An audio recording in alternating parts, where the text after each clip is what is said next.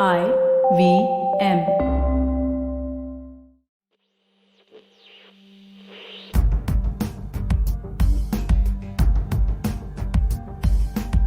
We often hear stories of our coworkers getting hacked and their accounts getting compromised. Then there are stories of multinationals getting attacked by hackers. While our mind immediately thinks that this might be the task of a group of maliciously talented people working for hours to create a program that can break through one's security layers, sometimes it's as simple as sending the URL of a phishing website to someone, and that's how hackers get to you. So, hello and welcome to the first episode of Cyberpoint by Checkpoint. I'm your host Shiladitya Mukhopadhyay, and I'm joined by Mr. Prakash Bell, who leads the security engineering team for India and SAARC at Checkpoint Software Technologies. Prakash and I intend to discuss phishing, what it is, how to stay safe from it, and everything around this very, very interesting topic of cybersecurity, right after this short break.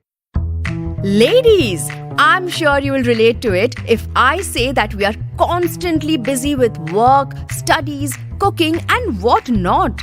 And amidst all of this, we often forget an important element that needs our desperate attention: finance. So here we are, bringing to you SBI Life presents A Sip of Finance, a women-exclusive podcast where we will teach you how to manage personal finances in a simple and straightforward way with your host, Priyanka Acharya, a finance expert who's been in the industry for 14 plus years. And not just in English, but in 7 more languages. So tune in every Tuesday for fresh episodes on the IBM Podcast Network and all major podcast streaming platforms. Hey, welcome to Cyberpoint by Checkpoint. Prakash, welcome to the show. Thank you so much for making the time and speaking with us today. How have you been? How are you doing? Thank you, Shiladitya. It's my pleasure to be here. Thank you for having me. I'm doing great today, and I'm quite excited to join your team in terms of having this conversation today about phishing in particular. Happy to get started. Awesome. And, it's a topic which there's a lot which people do know about it, I think, because it's been a common term over the years, especially in the digital world. People have heard phishing attacks. We've seen probably many various memes about it and whatnot. But, there's a lot of detail, I think, which probably gets missed by most people who, gloss over it and try to understand what exactly does phishing mean, what category of cyber attack is it, why is it sort of, very, very relevant for everyone to know about and be aware of. So Sure. Could you give us a quick background on what exactly phishing is and, of course, why it's relevant? Sure, certainly. I think this is phishing has become one of the most prevalent attacks because it is typically carried out through email. And as you know today, every one of us, everyone in our family have email accounts, personal, work, and digital devices are very, very common. So everybody has a reach through a messaging platform or an email platform. And phishing is turning out to be a very easy way to lure people into committing or giving away very key information about them. Right. Now, what is phishing? If I were to define it, it's a method used by cyber criminals, predominantly using email as a transport mechanism to reach out the end recipient and kind of send very legitimate looking information and pose as an organization or an individual that you've been dealing with, impersonate that, if I were to say, Right. and try to steal some very important information from you. And this important information can be things like login names, passwords, your bank accounts, your personal social security number or Aadhaar number in case of India, right? And most importantly, credit card numbers and other details. Now, when these are collected, this kind of form as a basis for them to commit ID theft or even do some financial fraud, which could personally impact. So naturally, this phishing threat is there for people at an individual level as well as in large organizations. And I will touch upon later in terms of how organizations come under this type of attack as well. Right. And you mentioned, obviously it's done mostly via email and it's a lot of impersonation that goes involved, try to be someone else. You're trying to read corresponding with someone who's actually not the person they say they are. How do you identify this as let's say, I open my email inbox. Every email has, let's say, who it's from, where it's from. Any sort of easy way for me to identify that this sounds fishy? That's very interesting. So first is, I think, awareness is key, right? See, today we get inundated with emails, and many Right. times people also unwillingly go subscribe to some email forum or a thread or whatever, Correct. and mails get passed around. Now, phishing has become very sophisticated today, and it's kind of spread more than email. Now it's also moving Okay. on to other Wow. messaging platforms as well as social media. Even probably I can even create a phishing attack through a targeted email or a targeted advertising through a web Yeah. browser or a search engine and so on. Right now, how do you identify this? First and foremost, I would say is that awareness is key. People need to kind of make themselves educated about what's going on and how to use these technologies. Right. Mhm. So when you read an email or you want to act on it, if it looks kind of suspicious or you want to verify the legitimacy, some of the things that one can do is that basically they could go into their email and there is typically a name or a sender, right? If you click on that, the sender would look like a name which you're very familiar with. But if you click on it, it'll expand into a domain name. So first and foremost, I would urge people to understand what is a domain name. In a digital world, you have addresses, right? So banks use a domain name, the bank name.co.in or .com. So if people are familiar with those domain names that commonly they transact with, and if they find that the domain name from where the email is coming it looks very suspicious, like do not reply at techsupport.com, but it asks you to do a bunch of things in the mail, you have to kind of like slightly be more vigilant and go through it in detail. So that is one, looking at where the sender or the mail is coming from. Then there are some of the other giveaways which typically happen is that you can look at the mail content itself. Many a times it would use the logo of your bank or some other department that you deal with, like a financial institution, like an insurance company or whatever. The logos may be a little bit off in terms of their size, shape, color. Those are all some giveaways. Then the content of the message itself may have some typos, and it would have some vague sender with some very curious titles at the bottom and with some other links and so on. Right.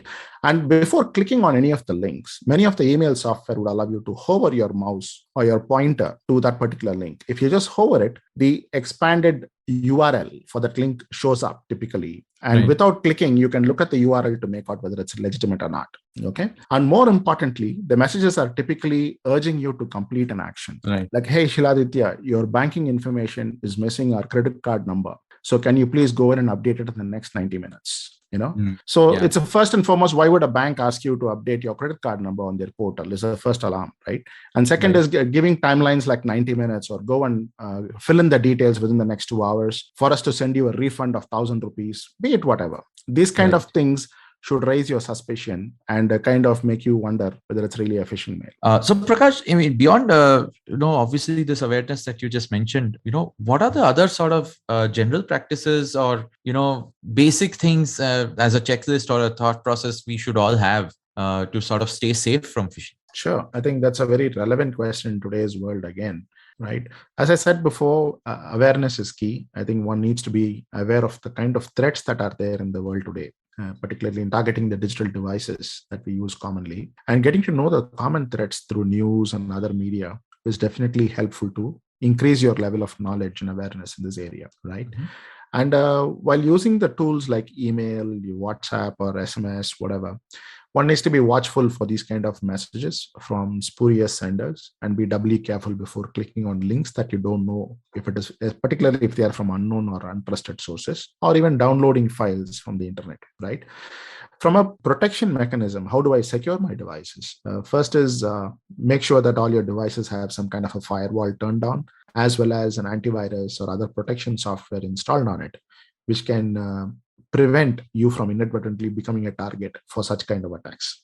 And keeping these software updated is also very, very important because they collect the latest signatures and latest kind of threats so that you're always continue to be protected while you're using them. And another one which you can turn on is many of these antivirus software which you run on your devices have capability to include browser protection. And this can form at two levels. One is blocking you from visiting sites which are malicious or suspicious and so on. At the same time, for the younger ones in your family, particularly your children, you could also turn this on to have some parental control so that they don't accidentally visit some of these sites or get to exposed to content which they should not be. Okay. And more importantly, I think we have today multiple portals, departments, and businesses that we deal with, both at a personal as well as at an organizational level, I think having a very, very good password strategy is very important. So the first step towards that is to use complex passwords and use long passwords, which are very difficult to decipher. And sometimes the challenge is that since we use hundreds of such services, I would strongly recommend using something like a password manager. A password manager will do two things for you. One is it will store all your passwords, keep it handy with an extra layer of protection, encrypt it completely, and will allow you to use it across your devices. But at the same time, some of the good ones can also tell you which other sites have been breached or compromised. So you can proactively go change the password for such sites so that you don't get to become a victim in the future. Okay. And they also force you to kind of rotate passwords as much as possible and make it easy to kind of manage your passwords overall. And last but not least, I would strongly urge folks to kind of change their password every 45 or 60 days wherever possible and record it in your password manager. And again, given the proliferation of such kind of threats, I think we should also spend time with the elderly ones in our family to tell them to be watchful and not do things which they are not very sure about, and probably consult someone who is more familiar with such matters before they take action. And last but not least, I think many of the businesses that you deal with at a personal level, be it a bank or an insurance company or various government departments for that matter, keep sending periodic advisories in terms of how to stay safe and how to protect yourself, particularly if a recent threat has come to the fore and is causing a lot of problems, right? So one should be watchful for such emails and understand that, and also probably share it with your near and dear ones, including your coworkers. Right. Thank you so much for that, Prakash. I think this is definitely a whole bunch of list of checkpoints that we all should be absolutely aware of.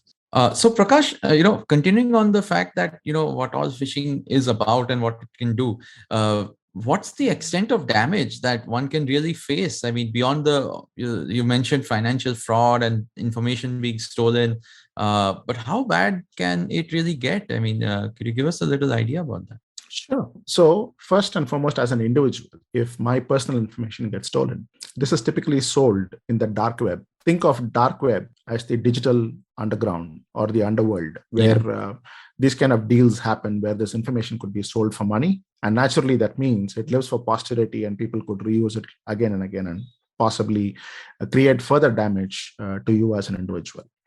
Now, not only that, there is a variant of phishing called as spear phishing. Now, spear phishing, as the word implies, is more targeted attack. Okay. And these are typically done with the same phishing techniques, but more organized and targeted to a particular organization or a particular group of people within an organization, say a finance department or an IT department. And these are people who are targeted with a phishing email, which looks very legitimate. Okay. I'll give you a simple example. Now, an IT worker can receive an email as if it is from his boss saying that, hey, can you please share the password for this machine? I need to log in to correct something very urgently. My boss wants me to do. And this guy could very unwittingly click on the link and go and put in the password there for him or whatever. And this ends up in the wrong hands. And once that does, then the bad actor or the malicious intended people who have sent that email can access into your organization's systems with their right credentials. That is one. Another is, I think, be it an individual or when you're using a device inside an organization, the phishing attacks can also take control of your devices by making you open a very simple looking document, which coming as an attachment, or saying that, look, go download this file, which has your latest game that we are giving to you free or whatever be it, right? It could be a very innocuous looking application, but it could be having some malware embedded in it.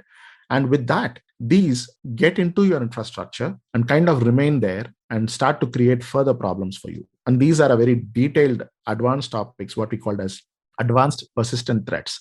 This is like somebody sneaking into your house and hiding for a while before they become active. Like, for example, when the rest of the family goes to sleep, probably this software code will kick in late in the night or do some malicious act in terms of sending out information back onto a server, right? And the most biggest threat that organization face due to spear phishing is every employee receives emails, hundreds of them on a daily basis. Any innocent act of unknowingly clicking on some of these links can also cause the damage, where the end device can get taken over and it could be encrypted and it could be a potential target for ransomware. And we've read so much about ransomware in the news, where organizations are being threatened to part with money to be able to unencrypt their information and then get their data back. Oh, so what you're saying is, beyond the personal sort of phishing attacks, which one can receive on, let's say, their personal email, with you, your family members, people who use various devices, the impact, if this happens in an organization, in your company, in your workplace, is actually, potentially much more, given the sensitivity of the information on those devices. Absolutely. It's very far reaching. And that's a reason why people need to understand this, not only as an individual, but also as a part of a workforce working in an organization, right? It becomes very important. And to that point, it is also important that they share this knowledge with their co-workers. And organizations, time to time, have security training programs for individuals to understand many of these nuances and new techniques that as they keep evolving, so that people stay abreast and latest in terms of what's going on in the criminal world or the cyber criminal world. Right. And, this is beyond, of course, you said primarily the method of attack is obviously email, but it also goes into, various other things that we use today. So whether it's SMS, social media, all of this is, what are the different sort of angles of attack or sources of attack that are possible? And how do you protect yourself from, how do you harden these channels fundamentally so that you don't inadvertently do something? So today, I think the attacks are getting sophisticated as they go along. And you can also get phished beyond email through SMS. Right. Many a times you get an SMS as if it's coming from your operator, telco, saying that please fill in the credentials quickly, urgently. Then the other is through social media links or even messages like WhatsApp, which can get forwarded, right? So one needs to be very careful and take the responsibility of understanding, looking at the links, whether it is looking malicious or not.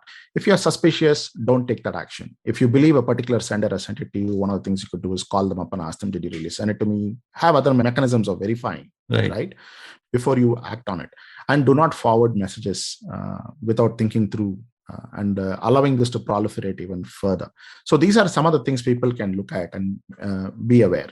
And one other thing that can also happen is that when you're using search engines, right, you need to be careful about which links you click sometimes, because they may look like a very simple ad, but it could be a hidden phishing attack. And this could go unknown completely to the user. For example, I could be searching for tickets, and based on an algorithm, an ad can pop up, book this ticket right now in the next 30 minutes and get 5,000 rupees off. And it could lead you to a malicious site where you could be revealing your credit card information as well as making a payment, and being a double whammy in terms of an impact for you. And all of this is, of course, a lot of awareness goes into awareness that you have to have as an individual, as a person in the company, to be aware of not taking these inadvertent actions. And I've also seen, of course, there are built-in, I would say, some sort of built-in capabilities of the email software that you use, the websites that you use, that try to nudge you and try to make sure that you don't, in spite of the awareness, you don't do something. Absolutely.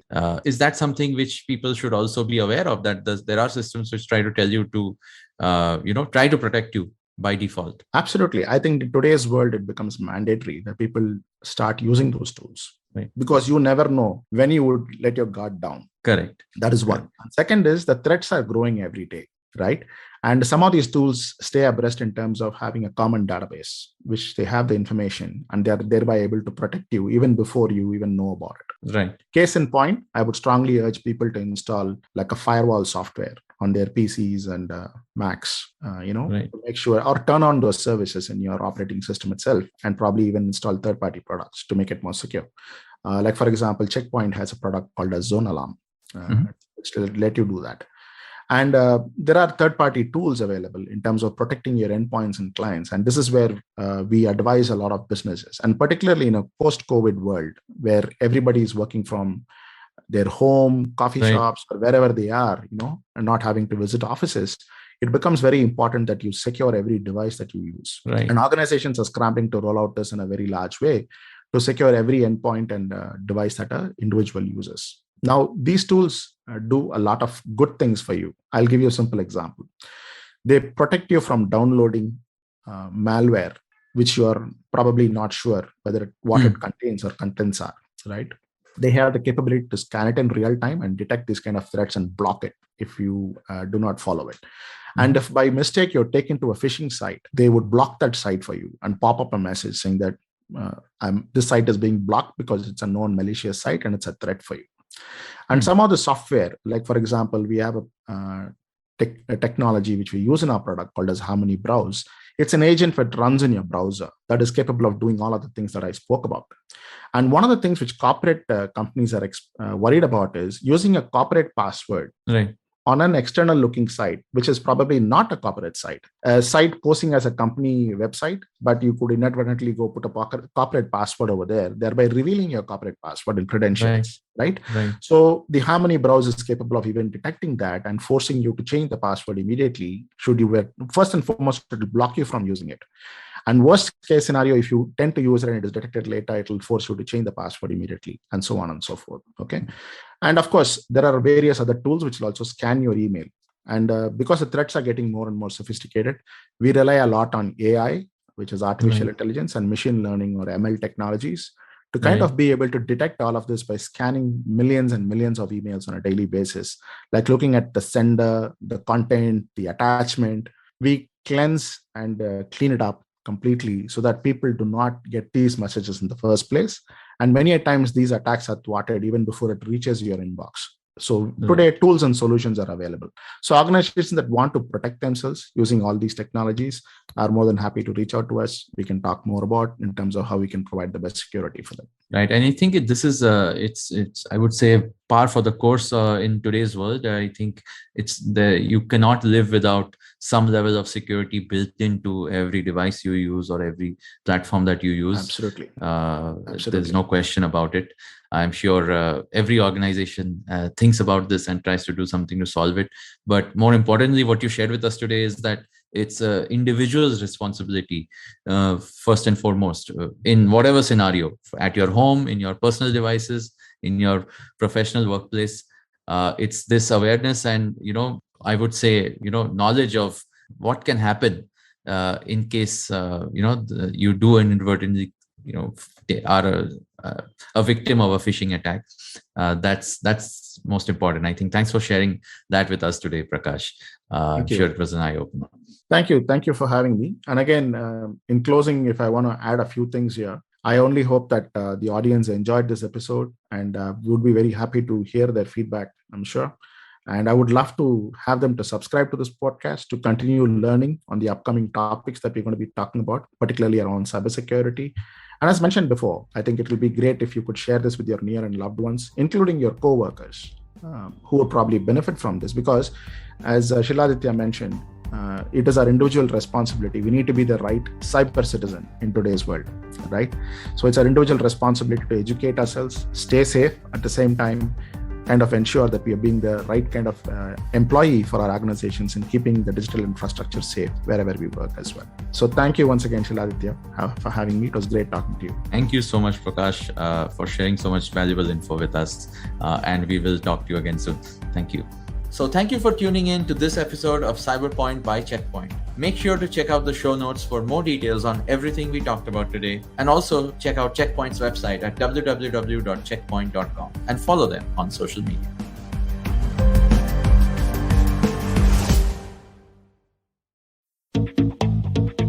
Have you ever wondered where the business world is headed? How the ways in which we create, market, and sell to consumers will evolve? Or if we'll ever go back to wearing pants while working? For answers to all of this and more, tune into Advertising is Dead with me, Varun Dugirala. Every Tuesday, as I talk to entrepreneurs, leaders, and change makers from across business, media, marketing, and beyond. You can catch all episodes of Advertising is Dead on the IVM Podcast website, app, or wherever you get your podcasts from. Hello. It's been another great week on the IVM Podcast Network. On the Life Manifesto, Zarina explains how to strike a perfect balance between your professional and personal life. On Probation Se Promotion Tak, Abhinav Trivedi shares the challenges he faced when he turned from a non-reader to a reader. On the Filter Coffee podcast, Karthik talks to Narayan Subramaniam. He is the CEO of Ultraviolet Automotive, and they discuss the importance of design in making quality automobiles. On Smarter with Sid, Siddharth explains Instagram's new testing algorithm, its effect on creators, and its chances of success. And on Storytellers and Storytellers, Vineet talks to Imbisat Ahmed, the CEO of EdTech startup Philo. Imbisat chats about the problems in Indian education.